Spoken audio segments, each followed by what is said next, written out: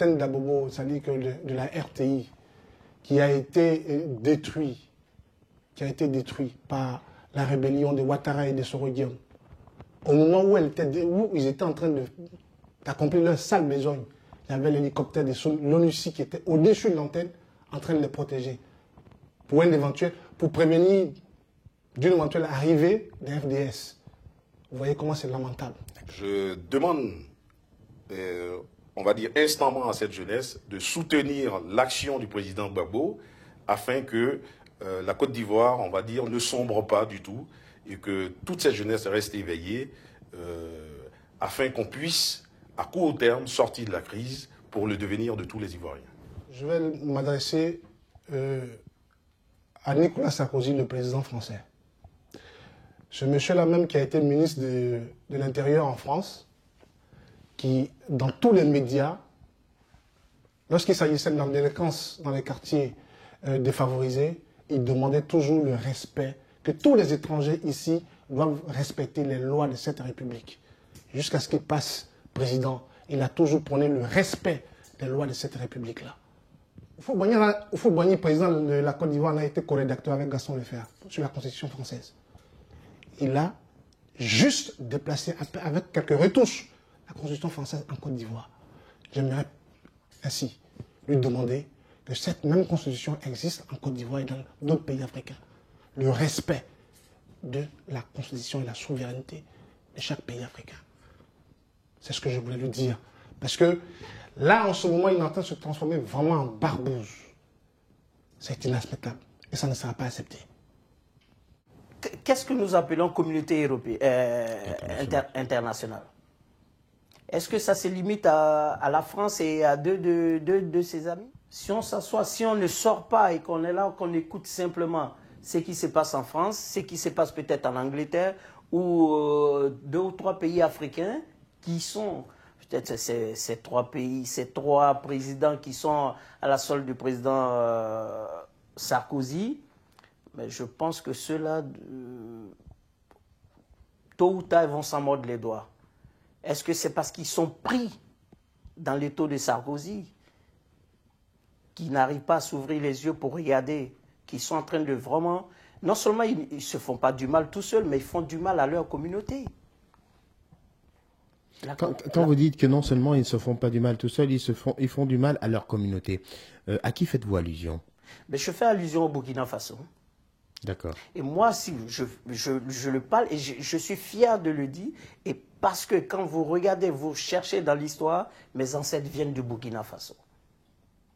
Et donc, quand je vois un monsieur comme Blaise Compaoré aujourd'hui qui ne pense pas à sa communauté et qui ne pense qu'à lui seul, mais il est en train de faire du mal à sa communauté. Nous parlons de la crise ivoirienne.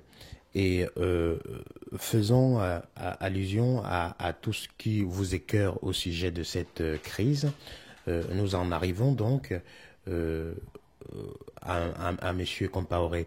Et vous estimez donc que M. Compaoré ne fait pas honneur à sa communauté. Qu'est-ce qui vous fait dire, au regard donc de cette crise, qui ne fait pas honneur à sa communauté? Mais pour ma part, M. Compaoré ne fait pas honneur à sa communauté parce que voilà un monsieur à qui on a fait confiance. Ou peut-être qu'on était obligé de faire confiance.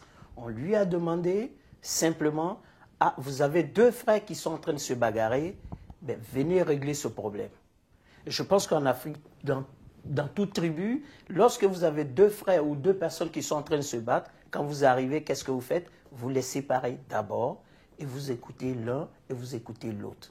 Et à partir de là, vous portez un jugement et s'il faut aller, comme dans toute communauté, il y a un chef, s'il faut aller voir un des chefs, et en général c'est un doyen, on va le trouver, on lui dit, ben, écoutez, vous avez ces 2 personnes qui se battaient, mais celui-là m'a expliqué cela, celui-là m'a expliqué cela. Mais au vu de tout ce qu'ils m'ont expliqué, je pense ou j'estime que celui-là a raison.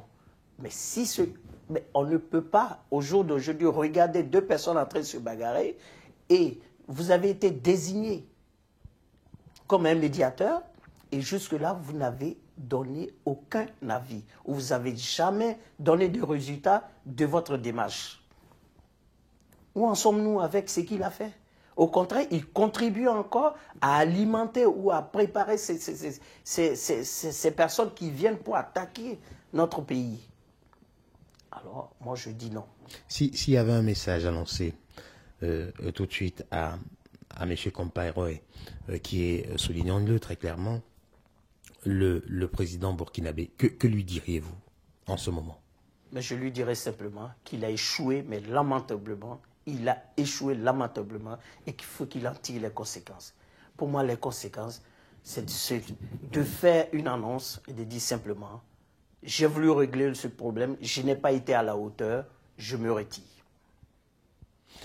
Avez-vous autre chose à ajouter, monsieur? Oui, simplement, j'aimerais dire aux frères ivoiriens aujourd'hui que je suis fier d'être.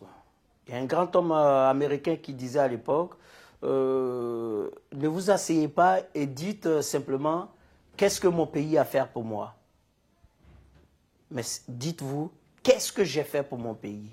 Et ces jeunes d'aujourd'hui, je crois qu'ils peuvent dire qu'ils ont fait quelque chose pour leur pays en vraiment bradant je dirais toutes les forces internationales qui sont devant eux, les mains nues, a dit oui, nous voulons défendre notre constitution, seul garant de notre liberté.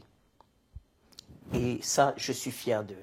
Et je peux leur dire aussi au jour d'aujourd'hui que nous qui sommes à l'extérieur, moi, ici, ma contribution a été simplement d'être directeur des secteurs pour la campagne de Laurent Gbagbo parce que je suis ses idées. Et je pense que ces idées sont bonnes pour la Côte d'Ivoire. Et ces jeunes, je leur dis merci et je leur dis de continuer le combat. Et nous, pour notre part, qui sommes la diaspora à l'extérieur, ben, nous menons aussi notre combat à notre manière. Et on les soutient. Ben, à l'issue de tout ça, je dirais, vive les Ivoiriens, vive la Côte d'Ivoire et vive tous les Ivoiriens. Et qu'ils sachent que ce combat, nous le menons ensemble. Et ce combat de la Côte d'Ivoire n'est pas simplement pour la Côte d'Ivoire, mais pour toute l'Afrique. Et aujourd'hui, j'aimerais citer des pays comme le Cameroun, qui vraiment, par ce qu'ils sont en train de faire, nous démontrent que nous ne sommes pas seuls. Et j'aimerais que tous les pays africains s'allient à nous pour mener ce combat. Et ce sera une grande révolution. Il faudrait qu'on arrive, il faudrait qu'on gagne. Monsieur, je vous remercie. C'est moi qui vous remercie.